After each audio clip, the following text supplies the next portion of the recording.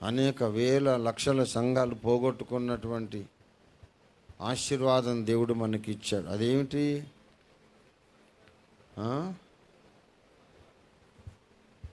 ప్రభురాత్రి భోజనము ప్రతి ఆదివారం పాల్గొనడం.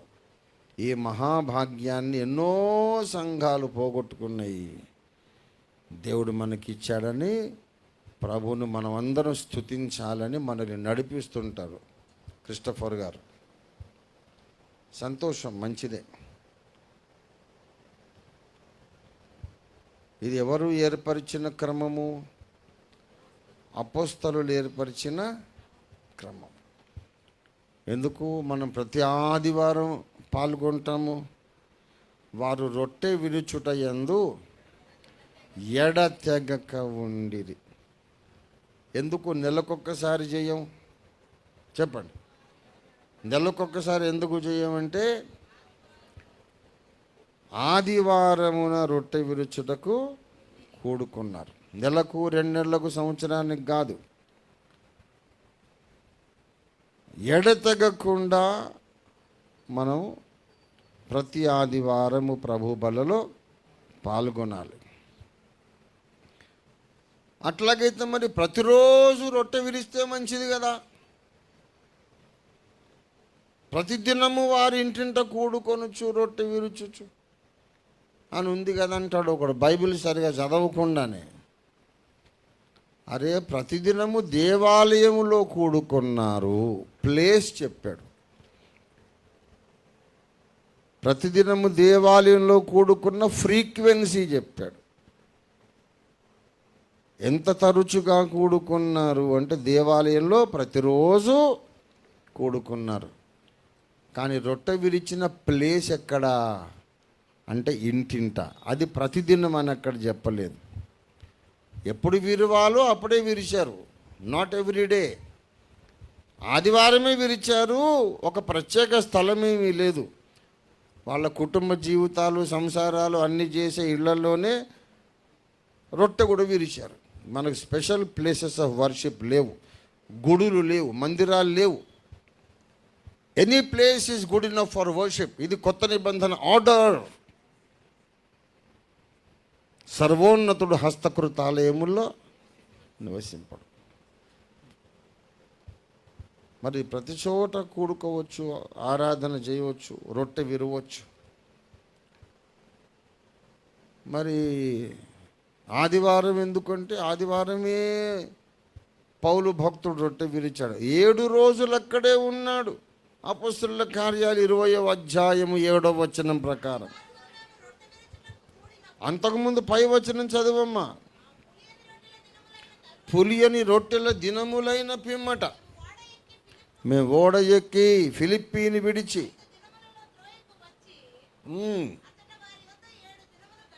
5 దినముల్లో త్రోయకు వచ్చి 7 దినములు గడిపితిమి.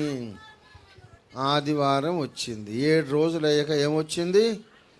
ఆదివారమున రొట్టె విరుచుటకు. అంతకుముందు 6 రోజులు ఏం చేశారు? నిద్రపోయారా? ప్రార్థన చేయలేదా? వాక్య పరిచర్య లేదా?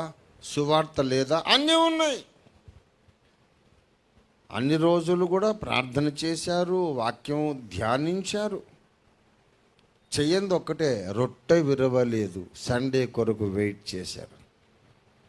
ఇది మనకు వచ్చిన ప్రత్యక్షత. ఇక మనము ప్రతి ఆదివారము ప్రభు బల్లలో పాల్గొనాలి. లేకపోతే అది ఆరాధనే కాదు, ఏదో సింపుల్గా ప్రార్థన కూటం. ఆదివారము సంఘారాధన అయితే తప్పకుండా రొట్టె విరవాలి, లేకపోతే నువ్వు రావడం వేస్ట్. మామూలుగా ప్రార్థన చేసుకోవడం, వాక్యం చెప్పుకోవడం అనేది సోమవారం, మంగళవారం ఎప్పుడైనా చేయవచ్చు. ఆదివారము మాత్రమే స్పెషల్గా చేయాల్సింది ప్రభురాత్రి భోజనం. ఎందుకు? ఇది ప్రభు లేచిన దినము. మరణించి మరణమును గెలిచి లేచిన దినమున ప్రభు యొక్క మరణమును గూర్చి మనం ప్రచురిస్తున్నాం.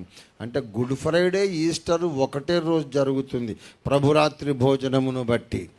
గుడ్ ఫ్రైడే రోజు ఏం ప్రకటిస్తారు? యేసు మన కొరకు సిలువలో చనిపోయాడని గుడ్ ఫ్రైడే రోజు చెప్తారు.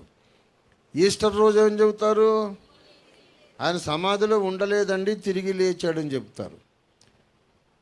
ఈ రెండు కలిసిన మెసేజే ప్రభురాత్రి భోజనం. ఆయన చనిపోయాడు ఇలాగ, ఇది ఆయన శరీరము, మన కొరకు విరువబడిన శరీరం, ఆయన మన కొరకు చిందించిన రక్తం. అంటే సిలువ మరణాన్ని జ్ఞాపకం చేసుకుంటున్నాం. అవును బాబు, సిలువ మరణం నువ్వు శనివారం ఎందుకు జ్ఞాపకం చేసుకోవు? సిలువ మరణాన్ని మంగళవారం ఎందుకు జ్ఞాపకం చేసుకోవు? మంగళమే యేసునే కానీ పాడతావు కదా. మంగళవారం సిలువ మరణం జ్ఞాపకం చేసుకోవచ్చు కదా. అట్లా కాదు బాబు, సిలువ మరణమును ఆదివారమే గుర్తు చేసుకోవాలి. ఎందుకంటే ఆయన మరణించి పునరుద్ధానుడైన దినమున మరణించి అట్లా ఉండిపోలేదు, ఆయన సమాధిని గెలిచి బయటకు వచ్చాడనే సాక్ష్యం. ఈ రెండు సాక్ష్యాలు కలిపి ఒకే దినం సమాజంలోకి వెళ్ళడానికి ఆదివారమున మనము రొట్టె విరుస్తున్నాం. రొట్టె విరిచి ఏమనుకుంటున్నామంటే ఇక మమ్మల్ని మించిన సంఘమే లేదు అనుకుంటున్నాం. మమ్మల్ని మించినటువంటి సంపూర్ణులే లేరు ప్రపంచానికే. మనం విశ్వగురు, ఎట్లాగైతే మోడీ గారు నేను విశ్వగురు అని అనుకుంటున్నారో, మనం ఇంకా క్రైస్తవులందరికీ మనమే విశ్వగురు అని ఫీల్ అయిపోతున్నాం. మొన్న నన్ను తుస్సు అనిపించాడు దేవుడు. ఏంట్రా నువ్వు నీ అసోసియేట్ పాస్టర్ ఏదో పెద్ద ఫీల్ అయిపోతున్నారు, వేల లక్షల సంఘాలు పోగొట్టుకున్న దేవుడు మనకి ఇచ్చాడని ఆయన చెప్పడం, నువ్వు చెప్పడం, అందరు చప్పట్లు కొట్టడం, ఎవ్వరికీ తెలియని ప్రత్యక్షత. ఒక బుక్ కూడా రాసాం, ప్రభురాత్రి భోజన రహస్యం. అది చదివి చాలామంది మొదలుపెట్టారు. చాలా సంతోషం. ఏంట్రా పెద్ద ఫీల్ అయిపోతున్నారు అంటున్నాడు దేవుడు. దేవుడు అన్నాడండి నాతో, ఏమైంది ప్రభా, మా వల్ల తప్పేమైంది చెప్పని అడిగా. దేవుడు అన్నాడు నాతో, మాట్లాడారు. ఒరే, వాళ్ళు రొట్టె విరుచుటలో ఎడతెగకుండా ఉన్నారని చెబుతున్నారు, కానీ రొట్టె విరుచుట్లో మాత్రమే ఎడతెగకుండా ఉన్నారా? అపొస్తలుల కార్యాలు 2:42 చూడు. అపొస్తలుల బోధలో సహవాసమందు, రొట్టె విరుచుట యందు, ప్రార్థన చేయుట యందు, రొట్టె విరుచుట తర్వాత ఇంకా దేని యందు? మరి మీరు కొనసాగుతున్నారా? ఎడతెగకుండా రొట్టె విరుస్తున్నారు, మంచిదే. అంతలోనే అపొస్తలిక సంఘం అయిపోయారు మీరు. మరి ప్రార్థనలో ఎడతెగకుండా ఉన్నారా? ఏంట్రా ఫీల్ అయిపోతున్నారు? ఆదివారం రొట్టె విరవగానే అపొస్తలిక సంఘం కాదు, ప్రార్థనలో కూడా ఎడతెగకుండా ఉంటేనే మనం అపొస్తలుల కార్యాలు 2:42లోనికి వచ్చినట్టు. ముందు అపొస్తలుల కార్యాలు 2:42లో మనం ఉందాం. ఆ తర్వాత ప్రకటన గ్రంథ వ్యాఖ్యానము అవన్నీ మనం పరిశోధన చేయవచ్చు. ఇక్కడే బోల్తబడ్డాం. 4 చెప్పాడు ఆయన. అపొస్తలిక బోధ అన్నాడు, మన సంఘంలో ఉంది, చాలా సంతోషం. తర్వాత సహవాసం మనకుంది, చాలా సంతోషం. తర్వాత రొట్టె విరుచుట అది ఉంది, కానీ ఆగిపోయాం. ఇంకొక స్టెప్ వేయాలి, అప్పుడే అగాపే సంఘం అపొస్తలిక సంఘం అవుతుంది. దేవునికి స్తోత్రం కలుగును గాక. ఇది దేవుడు చెప్పిన మాట. వాక్య ప్రకారం ఉందా లేదా? నా సొంత తెలివి ఇది. అపొస్తలుల బోధ ఉంది, మానవ కల్పిత బోధలు లేవు మీకు. సహవాసం ఉంది, ఒక కుటుంబంలాగా ఉన్నారు, చాలా సంతోషం.